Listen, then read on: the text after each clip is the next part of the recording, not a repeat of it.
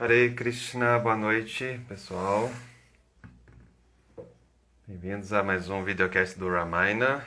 Desculpem o atraso, tivemos alguns problemas técnicos aqui.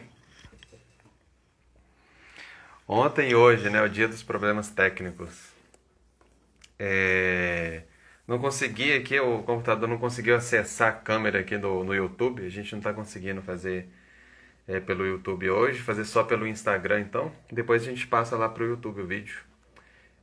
Então é isso. Hoje a gente está dando continuidade à leitura aqui do Ramayana, ok? Ramayana aqui na versão do Krishna Dharma, romantizado por ele. Hoje a gente vai ler capítulo 12, né, que é a devastação em Ayodhya. Então é isso. Então a gente está vendo aqui o desdobrar da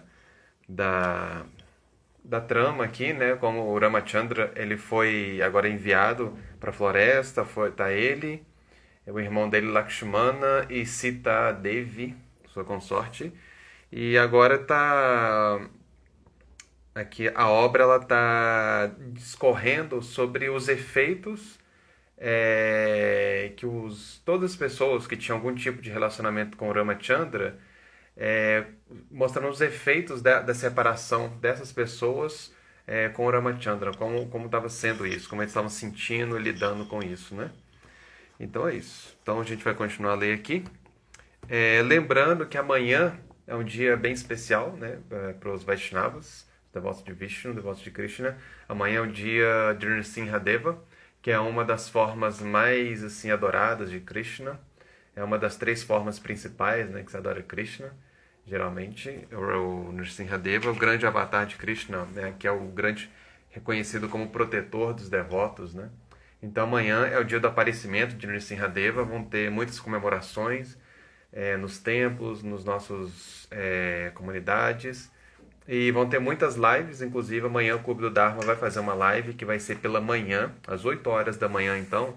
Amanhã Nrsimhananda vai estar fazendo a live sobre Nrsimhadeva, falando sobre a proteção, né, dentro de Bhakti, a proteção que Bhakti Yoga, né, proporciona para a entidade viva. Então amanhã, ao invés dele fazer a live às 20 horas, 8 horas da noite, ele vai fazer às 8 horas da manhã, ok? Porque vão ter muitas lives durante o dia, durante a noite, enfim, aí o pessoal pode aproveitar também. Então é isso, sem mais delongas, vamos aqui ler o capítulo de hoje do Ramayana. Lembrando que hoje, então, a gente está fazendo só pelo Instagram, porque a gente não conseguiu, teve falhas técnicas aqui, não conseguimos fazer também aqui pelo YouTube, transmitir pelo YouTube. Então, capítulo 12, devastação em Ayodhya.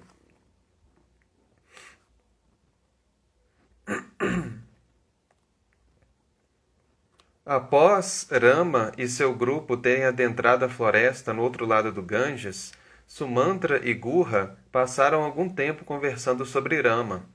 Ambos estavam chocados e tristes diante de sua firme determinação em passar os próximos 14 anos como moradores da selva.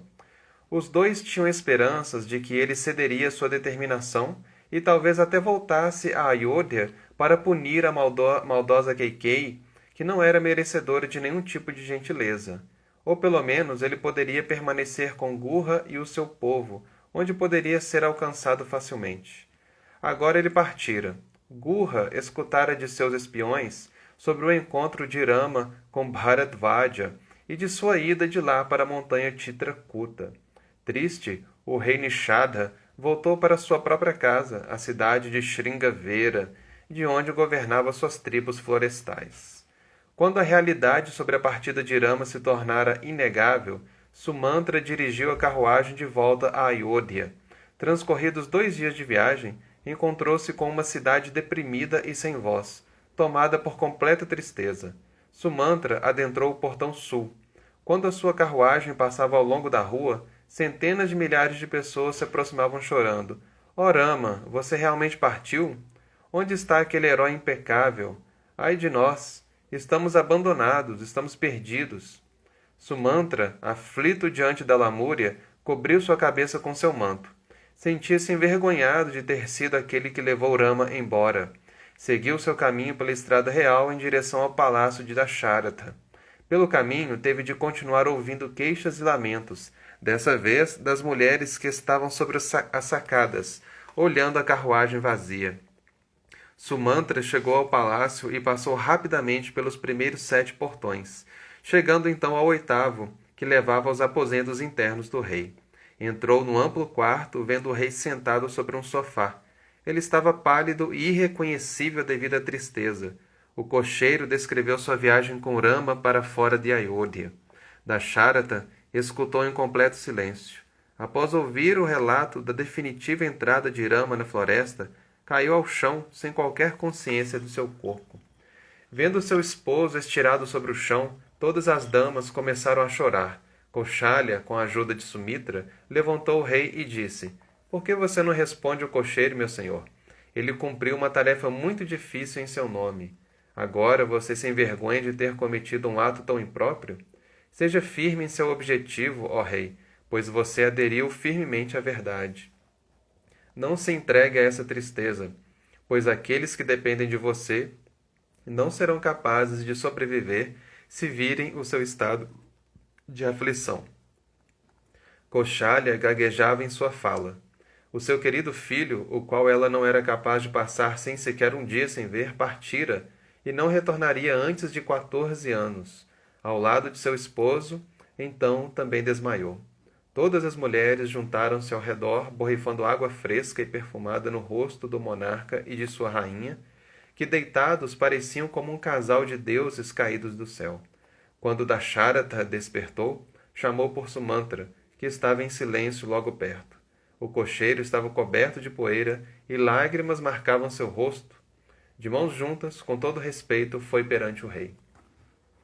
Dasharatha suspirou com tristeza e falou a Sumantra: "Onde Rama morará agora, se abrigando debaixo de uma árvore e dormindo sobre o chão duro?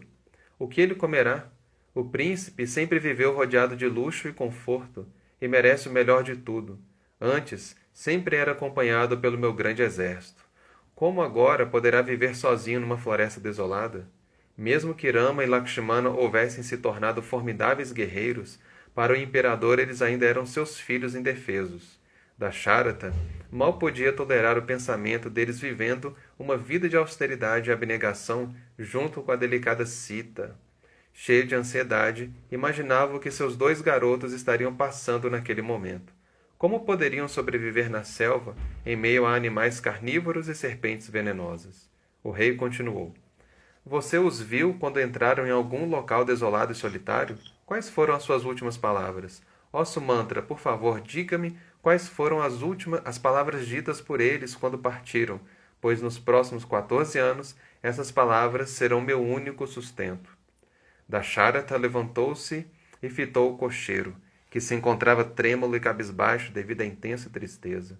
Com uma voz rouca, Sumantra respondeu ao rei: "Rama, aquele que é sempre veraz, pediu que eu tocasse os seus pés e os de Kaushalya por ele, ó rei formidável.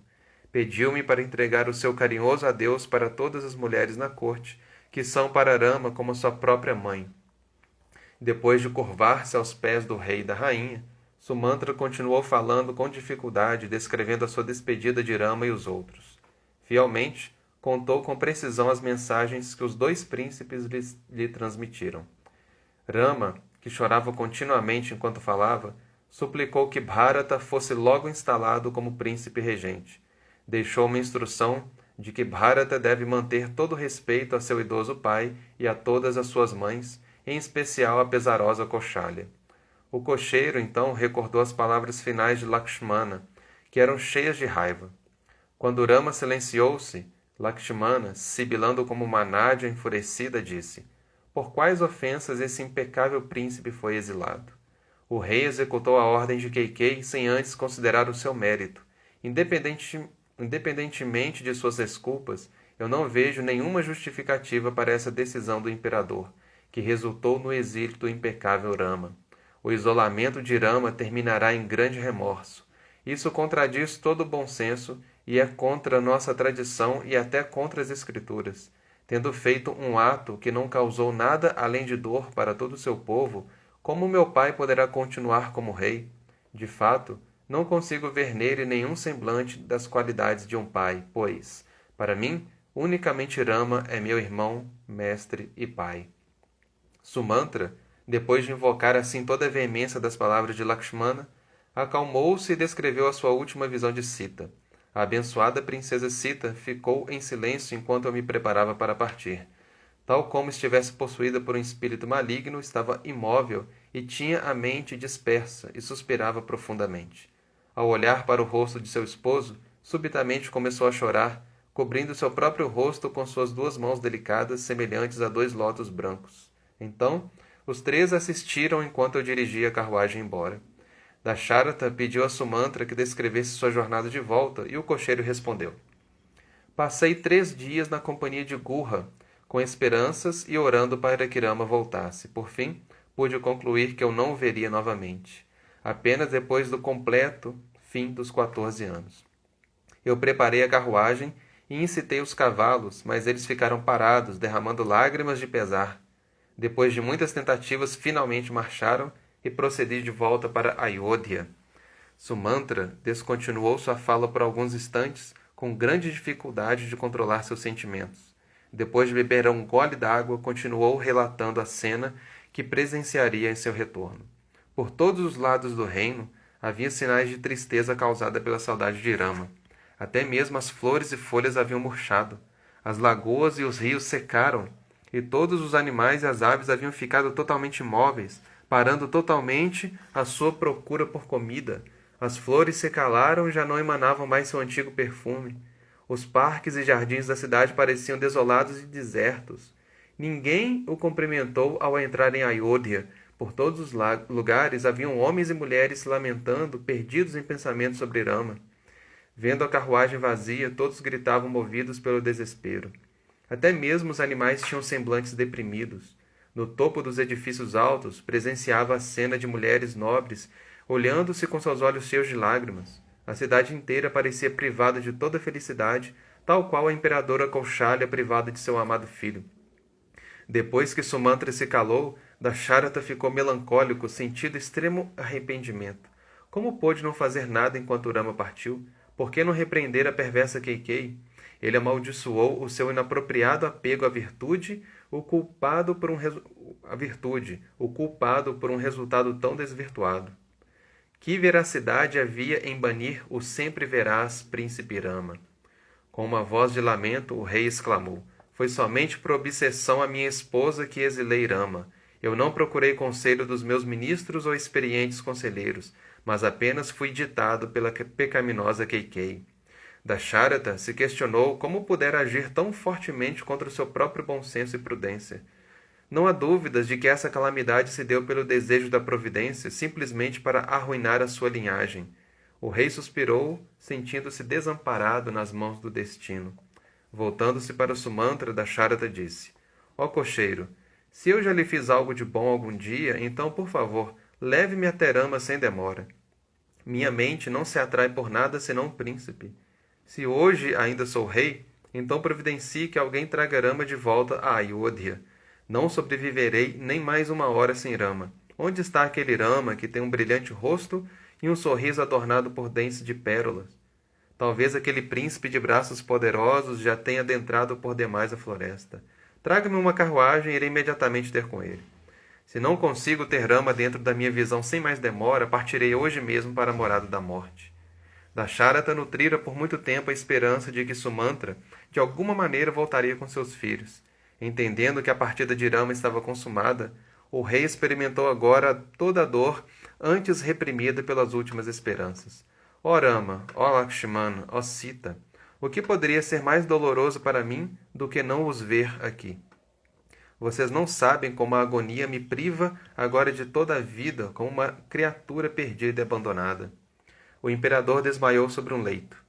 Perto dele, Kaushalya havia caído ao chão, rolando de um lado para o outro, como se possuída por um espírito. Vendo Sumantra, ela exclamou: Cocheiro, prepare a carruagem e me leve até Rama, pois não passarei nem mais um instante sem ele. Onde é o local que meu filho agora repousa, tendo a cabeça sobre o seu poderoso braço? Quando poderei rever seu rosto belíssimo, emoldurado por cabelos negros e ondulados? Acho que meu coração é duro como um diamante. De outro modo, como ainda não foi despedaçado, apesar de Rama não estar diante dos meus olhos? Sumantra sentiu-se ainda mais pesaroso vendo a tristeza do rei e da rainha. Ele tentou acalmar Kaushalya. Acredito que seu filho se acomodará alegremente na floresta, na companhia de Lakshmana e Sita. De fato, não percebi nenhum desânimo pelo prospecto de viverem como ascetas. Deixando de lado todo o pesar, pareciam felizes em terem chegado à floresta. Sita, em especial, parecia muito feliz, muito encantada com a paisagem e os sons da floresta. Kaushalya, não sendo apaziguada pelas amáveis palavras de Sumantra, voltou-se a Dasharatha, repreendendo-o, movida por tristeza e amor. Meu senhor, você é famoso nos 3 mundos pela sua compaixão e bondade. Apesar disso, sem pensar 2 vezes, você baniu o seu impecável filho. Como seus 2 filhos, que são tão educados e acostumados a toda sorte de luxo, viverão como eremitas? Como é que a delicada Sita, uma menina de apenas 16 anos, poderá sobreviver às dificuldades da floresta? Ela sempre recebeu os melhores tipos de alimentos e certamente não será capaz de sobreviver comendo raízes silvestres. Como ela aguentará ouvir o terrível rugido de leões e tigres? Kaushalya ficou mais e mais raivosa enquanto falava. Os seus olhos avermelharam-se e manchas negras de colírio corriam por suas bochechas. Ela criticou Dasharatha por sua crueldade. Você alienou totalmente Rama de seu direito de ser rei, ela disse exasperada. Mesmo depois de ter voltado a Ayodhya, Rama certamente não aceitará o reino. Homens de alta classe nunca podem desfrutar de itens deixados por outros. Rama não irá aceitar o reino deste mundo. Por isso, tal como Rama, também estou arruinada. Tendo meu esposo perdido todo o bom senso, meu filho tendo partido. O reino inteiro foi arruinado por você. Todo o seu povo foi arruinado. Somente Keikei e seu filho estão felizes. Kaushalya descontinuou seu falatório e começou a chorar incontrolavelmente. Dasharatha, já profundamente arrependido, sentiu ainda mais angústia após ouvir as palavras de sua esposa. Exclamando, ó Rama, repetidamente sentou-se desconsolado. Com grande dificuldade voltou aos seus sentidos e foi perante Kaushalya de mãos postas, falando com uma voz vacilante e de cabeça baixa. Seja bondosa comigo, ó dama piedosa. Você é misericordiosa até mesmo com seus inimigos. O que falar de mim? O esposo é sempre o senhor da esposa, em tempos bons ou ruins. Vendo-me tão machucado, você não deve aumentar minha dor com palavras tão ásperas. Kaushalya imediatamente se apiedou. Ela pegou as mãos de Dasharatha e as espalmou sobre sua cabeça. Curvando-se perante ele e chorando, ela falou logo sobre sua desorientação. Agora, certamente estou arruinada, tendo falado tais palavras desagradáveis a meu esposo. Mereço ser punida por você, que reconheço como alguém sempre veraz. Sou uma mulher má e de baixo nascimento que precisa ser cobrada por seu virtuoso esposo. Kaushalya estava aflita por muitos sentimentos intensos e sua mente estava completamente perturbada. Sua tristeza, seu desespero e sua ira, todos decorrentes de ter perdido Rama, estavam agora combinados com o remorso e a culpa de ter chateado Dasharatha. Ela falava num tom quase histérico. Perdoe-me, ó grande rei. Sendo tomada pelo pesar, tenho falado palavras impróprias. A tristeza destrói a paciência, erradica o conhecimento e confunde os sentidos. De fato, não existe um inimigo como o pesar. Um poderoso golpe vindo de um inimigo pode ser suportado, mas até mesmo o menor pesar é intolerável. As 5 noites que passei sem a presença de Rama pareceram-me 5 anos. Mesmo quando me lembro de Rama, novamente o meu pesar aumenta, como o oceano recebendo as águas de rios caudalosos. Enquanto Kaushalya falava, o sol ia se pondo. Dasharatha, sendo consolado por sua esposa, caiu num sono profundo por 1 hora. Quando acordou, sentou-se suspirando por ter lembrado algo que havia feito quando era um jovem príncipe. Dando-se conta de que aquele antigo ato era a causa de seu atual sofrimento, Dasharatha relatou o mesmo a Kaushalya. Não existem dúvidas de que uma pessoa recebe os resultados de suas próprias ações, boas e más, ó graciosa rainha. O rei falou. Aquele que age desatento às reações, tanto imediatas quanto futuras, é certamente um tolo. Se um homem corta uma plantação de mangas, pois as árvores têm flores pouco atraentes, plantando em seu lugar a árvore da brilhosa palacha, logo lamentará quando as amargas frutas da palacha aparecerem. Por ter mandado Rama embora, cortei toda a plantação de manga, logo antes dessa dar o seu fruto. Agora estou provando a palacha. Dasharata sentiu como se seu coração explodisse. Com grande dificuldade, manteve a sua compostura e continuou. Considerável tempo atrás, jovem, antes de termos casado, fui à floresta para caçar. Eu havia adquirido um grande talento como arqueiro e poderia facilmente acertar um alvo invisível apenas ouvindo o seu som. Eu não sabia que esse talento meu, do qual eu tinha tanto orgulho, logo me traria um resultado tão desastroso. Continuou. Era durante a estação das chuvas e os rios estavam cheios. Partindo durante a noite com minha carruagem, fui ao caminho do rio Saraio. Eu esperei na escuridão ao lado das margens do rio para que um búfalo ou elefante passasse. Logo escutei um som borbulhante num local próximo a mim, mas não pude identificar sua origem ou causa. Deduzindo que fosse o som de um animal bebendo água, armei uma flecha e a disparei. De onde eu havia direcionado minha flecha em forma de cobra, veio um gemido alto de um morador da floresta. Numa voz distinta e dolorosa escutei: como esta arma atingiu um asceta inofensivo como eu? Quem eu ofendi? Eu sou um simples vidente que renunciou à violência e vive somente de frutas e raízes. Oh, agora eu estou morto. Qual foi o tolo que me atingiu com essa flecha? Esse ato certamente resultará somente em infortúnio. Não lamento muito por minha situação, mas, sim, por meus pais idosos agora abandonados. Sem mim, seu único apoio, como poderão sobreviver? Com uma única flecha, algum tolo ignorante, de mente por inteiro descontrolada, tirou a minha vida e a dos meus pais. Chorando durante seu relato, Dasharata continuou. Quando eu escutei aquele grito lamentoso, me mortifiquei. Meu arco e flechas caíram das minhas mãos. Eu estava completamente tomado por tristeza e caí ao chão, quase perdendo minha consciência. Eu me arrastei em direção à voz, com minha mente perplexa por inteiro. Ali se encontrava às margens do rio um asceta vestindo cascas de árvores. Minha flecha estava fincada em seu peito. Manchado de poeira e sangue, com seu cabelo grosso completamente em desalinho, ele gemia. Ele fora ali para buscar água, e o barulho que eu havia escutado era de sua jarra, que agora estava ao lado dele com a água derramada. Prosseguiu. Vendo que eu era da realeza, o asceta olhou para mim com olhos avermelhados e falou com raiva. Que erro cometi, rei, para que eu merecesse tão terrível punição? Eu vim aqui simplesmente para pegar água para os meus pais que são cegos. Agora mesmo, enquanto escorro para a morte aqui estirado, meu pobre pai deve estar se perguntando onde estou. Mas o que ele pode fazer? Ele é idoso e débil e não consegue mais se mover. Ele não pode me ajudar, tal como uma árvore em nada pode ajudar outra que está prestes a ser cortada. Vá atrás do perdão dele, ó rei. Você deverá imediatamente ir neste caminho onde ele está à espera. Assim, a tristeza de Dasharata pela saudade de Rama combinou-se com o pesar dessa lembrança infeliz. Com grande dificuldade ele continuou a história.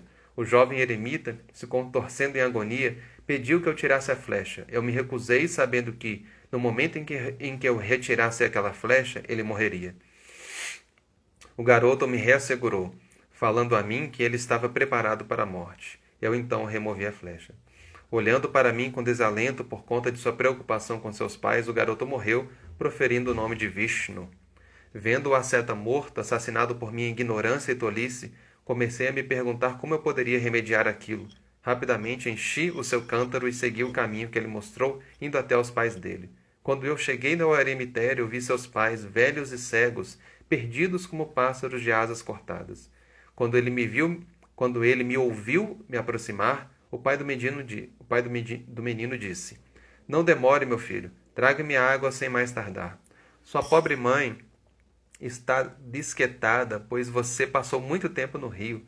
As nossas vidas dependem de você, querido filho. Você é o único apoio e, de fato, nossos próprios olhos. Onde está você? Por que o silêncio? Eu temi olhar para o sábio, de modo que respondi com uma voz insegura. Ó homem santo e sábio, não sou seu filho, mas sim um príncipe chamado Dasharata. Eu fiz algo muito terrível e maldoso por mera tolice de minha parte. Quando ouvi o seu filho pegando água, imaginei que se tratasse de uma fera bebendo água. Disparei uma flecha mortal e desse modo tirei a sua vida. Com meu terrível ato, o seu filho ascendeu ao céu, deixando vocês aqui. Por favor, me digam o que eu devo fazer agora. Quando ele escutou a minha história, o sábio mesmo sendo rico em poderes ascéticos e, portanto, capaz de me reduzir a cinzas, se restringiu. Suspirando tristemente, com seu rosto molhado em lágrimas, aquele velho Urshi, que parecia excepcionalmente glorioso, disse a mim: se você não houvesse vindo aqui e confessado, então, assim que a notícia da morte do meu filho tivesse chegado a mim, sua cabeça se partiria em 100 partes em virtude da minha ira.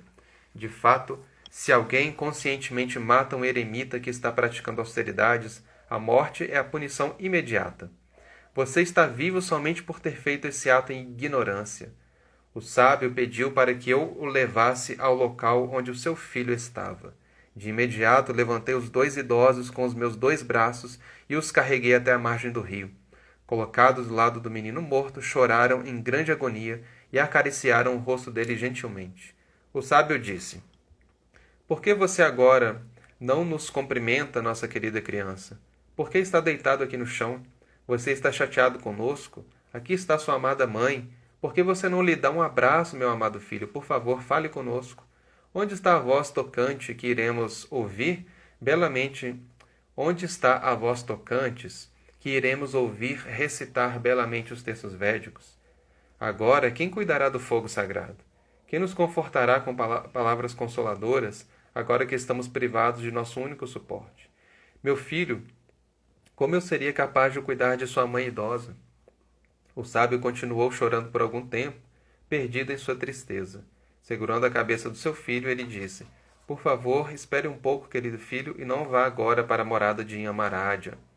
Irei com você e falarei ao Deus em seu nome, falando-lhe: embora meu filho tenha sido morto pelo resultado de algum pecado antigo, ele em verdade tornou-se impecável. Por isso, garanta a ele as regiões que são alcançadas somente por brahmanes, que são perfeitos em seu ascetismo e estudo das escrituras, ou por heróis que caem no campo de batalha enquanto lutam sem medo para defender as pessoas boas. Chorando deploravelmente, o asceta, junto de sua esposa, ofereceu água santificada para o seu falecido filho, proferindo mantras e orações. Então, presenciei o garoto aparecer numa forma etérea junto de Indra, o rei dos céus. Ele gentilmente consolou seus pais, dizendo que ele atingiu essa posição elevada como resultado de ter prestado serviço a eles. Então falou que eles logo irão se juntar a ele no céu. Assim, o garoto partiu, sentado ao lado de Indra, num brilhante carro celestial. Naquele momento, o sábio me disse: a fim de livrar você do terrível pecado de ter matado um asceta, que pode levar aos infernos até mesmo um deus, pronunciarei sobre você uma maldição dolorosa. Tal como estou morrendo agora de agonia e saudade do meu filho, você também morrerá pela tristeza causada pela saudade de seu filho. Logo após essas palavras, o sábio me fez acender uma fogueira e colocar o corpo de seu filho sobre ela. Então, junto de sua esposa, ele entrou no fogo. Os 2 ascetas deixaram seus corpos e foram aos céus, deixando-me pasmo e pensativo sobre as palavras do sábio. Dasharata ficou assustado, percebendo que, de acordo com a maldição infalível do sábio, sua morte já se achegava de sua pessoa. Controlando sua mente, chamou por Kaushalya. Seus olhos estavam cegos por suas lágrimas e seu corpo tremia. Ele disse à sua esposa: a maldição proferida tempos atrás pelo sábio agora está prestes a se consumar. Não tarda até que a tristeza tire a minha vida. Aproxime-se, Kaushalya, pois não consigo ver você claramente. Homens à beira da morte têm todos os seus sentidos perturbados. Kaushalya se sentou ao lado de seu esposo e lhe falou palavras confortadoras. A mente de Dasharata firmara-se profundamente em pensamentos acerca de Rama. Ele ansiava por uma última visão dele. Sentia-se angustiado e cheio de remorso, desejando que, de alguma maneira, ele tivesse impedido a partida de Rama. O rei, então, deitou-se sobre seu leito e falou com uma voz tremulante: essa tristeza está secando toda a minha vitalidade, tal como o ardente sol remove toda a umidade da terra. Abençoados são aqueles que terão a oportunidade de ver o piedoso e belo Rama voltar depois de 14 anos. Eu não posso ver nem ouvir mais nada. Todos os meus sentidos agora falham junto de minha mente, tal como a luz de uma lamparina desaparece quando o óleo se esgota. Essa tristeza nascida de minhas próprias ações me tira em desamparo e inconsciência. Me atira em desamparo e inconsciência. Tal como a corrente de um rio intenso desgasta sua própria margem. Ó Rama, apaziguador de meu sofrimento, você realmente se foi? Ó Kaushalya, minha querida esposa, ó Sumitra, piedosa dama, ó Keikei, meu inimigo jurado e desgraça de minha família. Dasharata lamentou-se e sacudiu-se em grande agonia por algum tempo. Aos poucos, silenciou-se com sua mente por inteiro fixada em Rama. Ferido pela intolerável dor de sua separação, o grande imperador deixou sua vida durante aquela noite e ascendeu para a morada mais elevada do Senhor Supremo. E aqui termina o capítulo 12 do Ramayana. Então é isso, pessoal. Então, hoje a gente viu aqui os efeitos devastadores da separação de Rama. Então esse é o efeito da separação de Deus, né? Assim, porque a gente sabe que Ramachandra é um avatar de Krishna. Então quando um devoto puro ele se separa de Krishna, ele realmente perde assim todo o sentido da sua existência. A gente tem alguns exemplos disso na literatura. Um dos mais clássicos é quando Uddhava ele volta a Vrindavana a pedido de Krishna para entregar uma mensagem para os habitantes de Vrindavana, em especial as golpes, Shrimati Radharani, e ele vê que os habitantes de Vrindavana realmente assim, estão extremamente pesarosos, e quando ele conversa com as golpes, ele entende o sentimento assim, extremo de angústia de separação de Krishna, porque elas tinham um sentimento de amor por Krishna que colocava Krishna como Prananata, né? Que é esse termo que a gente usa, Prananata, que é o senhor da própria vida, do próprio ar vital delas. Então elas não conseguiam nem manter a natureza vital assim dos seus sentidos funcionando normalmente, senão que todos os seus sentidos ficavam absortos em Krishna, um sentimento que é chamado de Vipralamba, né? Sentimento de separação, onde tudo que elas olhavam remetia a uma lembrança de Krishna, que é um estado assim considerado extremamente auspicioso em termos espirituais, no sentido de que essa pessoa, ao invés dela ver só, por exemplo, um Krishna, quando elas estavam nesse sentimento de separação de Krishna, que em especial é demonstrado pelas golpes, elas viam vários Krishnas, porque elas viam Krishna em tudo, né? Elas olhavam a nuvem escura, viam Krishna. Olhavam o rio Yamuna, lembravam de Krishna. Olhavam para o pavão, era Krishna. Olhavam a árvore Tamala, que era escura, da cor de Krishna, elas viam Krishna e viam Krishna em toda parte, né?